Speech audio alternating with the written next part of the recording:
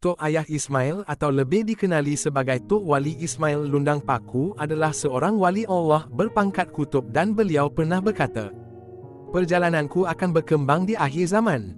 Tok Wali Ismail adalah seorang wali Allah yang sentiasa tenggelam di dalam memandang kebesaran dan keagungan Allah. Beliau merupakan murid kepada Tuan Guru Haji Abdul Samad Tabal 1840 hingga 1891 Masihi yang lebih dikenali dengan Tuan Tabal.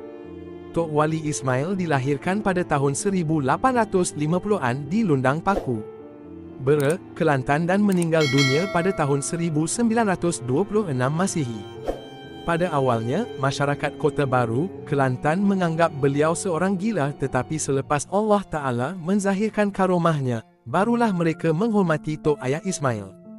Karomahnya telah dizahirkan oleh Allah selepas berlaku peristiwa di antara beliau dengan Raja Kelantan ketika itu. Raja ini telah merantai kaki Tok Wali Ismail dengan rantai besi pada sebatang tiang kerana menganggap beliau seorang gila yang mengganggu orang ramai. Tiba-tiba pada suatu masa, gempalah istana kerana mereka melihat Tok Wali ini sedang berada di dalam bilik peraduan diraja, sedangkan mereka baru sahaja merantai kaki beliau. Orang ramai dapat melihat Tok Wali Ismail berjalan-jalan di sekitar Kota Baharu walaupun tadinya kaki beliau dirantai. Mereka dapat melihat Tok Wali ini melepaskan ikatan rantai besi di kakinya dan memasang rantai pada kakinya semula selepas beliau pergi berjalan di sekitar Kota Baru dan Istana Raja. Semenjak Raja mendapat tahu yang Tok Wali Ismail telah masuk ke dalam biliknya, baginda telah melepaskannya daripada dirantai dan menghormatinya. Pernah suatu masa Raja Kelantan pergi ke rumah Tok Wali Ismail kerana ingin bertemu dengan beliau. Apabila Raja tiba di rumah Tok Wali Ismail, beliau menyuruh Raja masuk ke dalam reban ayamnya terlebih dahulu sekiranya hendak bertemu dengan beliau. Raja terpaksa akur dengan syarat yang dikenakan Wali Kutub ini. Raja mahu bertemu dengan Tok Wali Ismail kerana ingin memohon restu daripada beliau untuk pergi ke luar negeri dan memohon Tok Wali Ismail memantau negeri Kelantan. Tok Wali Ismail hidup sezaman dengan Tok Kenali. Tok Kenali merupakan seorang ulama yang telah mencapai darjah kewalian. Tok Kenali lebih masyhur dalam bidang ilmu. Kebiasaannya apabila Tok Kenali sedang menyampaikan kuliah, beliau akan berhenti mengajar apabila dia terdengar suara Tok Wali Ismail yang sedang berjalan, dan Tok Kenali akan mula mengajar apabila Tok Wali Ismail berlalu dari tempat beliau mengajar. Tok Kenali berbuat demikian kerana menghormati Wali Kutub ini.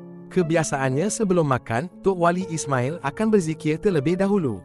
Lafaz zikir yang beliau sebut sebelum makan ialah, "Dia Allah yang bagi makan, Dia Allah yang tak bagi makan." Sekiranya perasaan beliau tidak penuh dengan Allah, dia tidak akan makan dan meninggalkan makanan tersebut. Diceritakan juga beliau makan dalam 3 hari sekali. Tinggal dia tu mana tu Palu. Boleh balik orang besar kan. Dah kota besar kat cabang 3 tu kan. InsyaAllah bagus. Mana kita ramai geng-geng duduk dalam kubur ni. Orang kalau orang tinggi gila. Orang tinggi kan negara mungkin Kelantan 2 jam. Macam-macam. Dia benda ni siapa yang rasa dia tahu. Siapa tak rasa dia tak tahu lah. Macam orang makan durian ni. Tahu buah duriannya tak rasa isi, nak dia kata macam mana. Yalah betul. Dan macam tu lah. Bisa payah.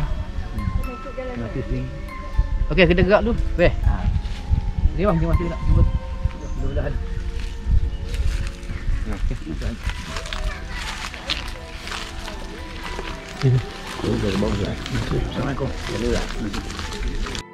Bagaimana video eksplorasi kali ini? Sila tinggalkan komen anda di bawah. Jangan lupa share, like dan subscribe Uwais Channel sebagai tanda support. Jumpa lagi di video akan datang. Terima kasih.